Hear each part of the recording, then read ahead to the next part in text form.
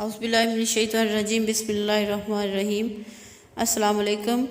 कल फ़ीके कुमार के घर के सामने एक नई चमकती हुई गाड़ी खड़ी थी। सारे गांव में इसका चर्चा था, जाने कौन मिलने आया था। मैं जानता था फ़ीका पहली फुर्सत में आकर मुझे सारा माजरा ज़रूर सुनाएगा।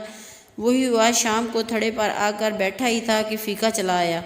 हाल चाल पूछने के बाद कहने लगा, साहब जी कई साल पहले की बात है, आपको याद है मासी नूरा होती थी, वो जो भट्टी पर दाने भुना करती थी, इसका इको एक पुत्र था वकार। मैंने कहा, हाँ यार, मैं अपने गांव के लोगों को कैसे भूल सकता हूँ। अल्लाह आपका भला करे साहब जी।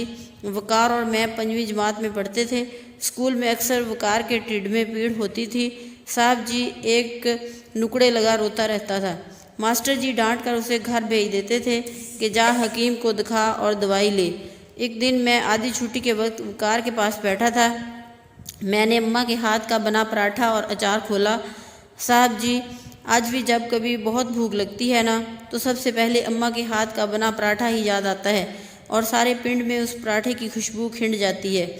पता नहीं साहब जी, अम्मा के हाथ में क्या जादू था। साहब जी, वकार ने पराठे की तरफ देखा और नज़रें फेर ली। इस एक नज़र ने उसकी टेढ़ पीड़ के सारे राज खोल दिए। मैंने ज़िंदगी में पहली बार किसी की आंखों में आंतड़ियों को भूख से बिलखते देखा।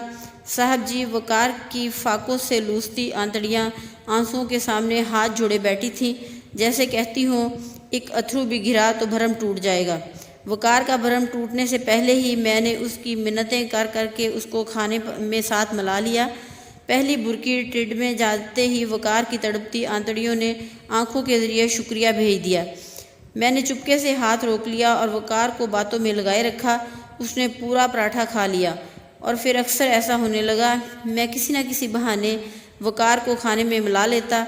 वकार की भूखी आंतड़ियों के साथ मेरे पराठे की पक्की यारी हो गई और मेरी वकार के साथ खौरे किसकी यारी ज़्यादा पक्की थी।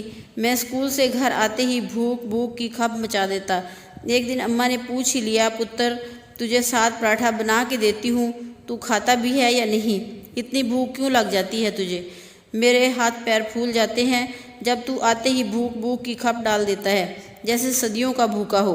मैं कहाँ कुछ बताने वाला था साहब जी, पर अम्मा ने उगलवा के ही दम लिया। सारी बात बताई।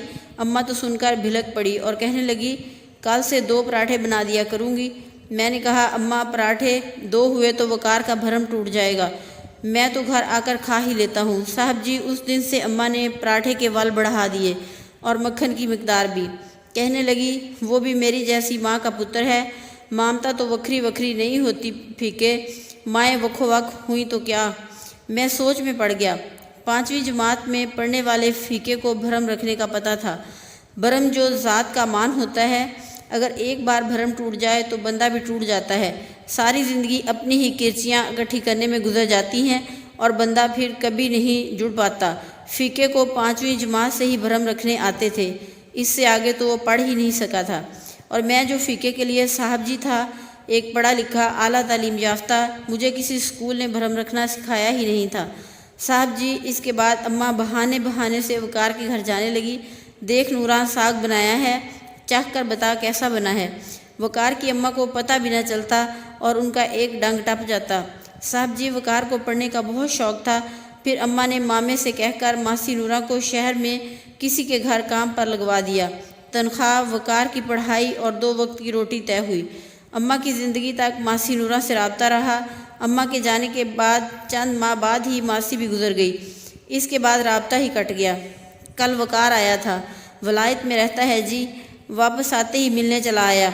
पढ़ लिख कर बड़ा वड्डा अफसर बन गया है जी, मुझे लेने आया है साहब जी।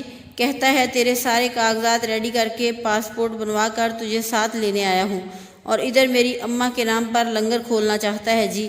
साहब जी, मैंने हैरान होकर वकार से पूछा, यार लोग स्कूल बनवाते हैं, हस्पताल बनवाते हैं, तू लंगर ही क्यों खोलना चाहता है, और वो भी अम्मा के नाम पर? कहने लगा, फीके भूख बड़ी जालिम चीज़ है, चोर डाकू बना देती है। खाली पेट पढ़ाई नहीं होती, टेढ़ पीड़ से जान निकलती है। तेरे से ज़्यादा इस बात को कौन जानता है फीके। सारे फीके की तरह आंखें पढ़ने वाले नहीं होते और ना ही तेरे वर्गे भरम रखने वाले। फिर कहने लगा, यार फीके, तुझे आज एक बात बताऊं? झल्लिया, मैं सब जानता हूँ। चंद दिनों के बाद जब पराठे के वाल बढ़ गए थे और मक्खन भी, आधा पराठा खाकर ही मेरा पेट भर जाता था। अम्मा को हम दोनों में से किसी का भी भूखा रहना मंजूर नहीं था। फीके वकार फूट फूट कर रो रहा था। अम्मा यहाँ भी बाजी ले गई साहब जी। और मैं फिर इस सोच में डूब गया कि लूसती आंतड़ियों और पराठे की जारी ज़्यादा पक्की थी या फीके और वकार की। भरम की बुनियाद पर कायम होने वाले रिश्ते कभी नहीं टूटा करते। फीका कह रहा था, मुझे अम्मा की वो बात आज भी याद है साहब जी। उसने कहा था, ममता तो वखरी वखरी नहीं होती फीके, माएँ वखो वख हुई तो क्या, भरम ही तो है जो रिश्ते और दोस्तियाँ कायम रखता है।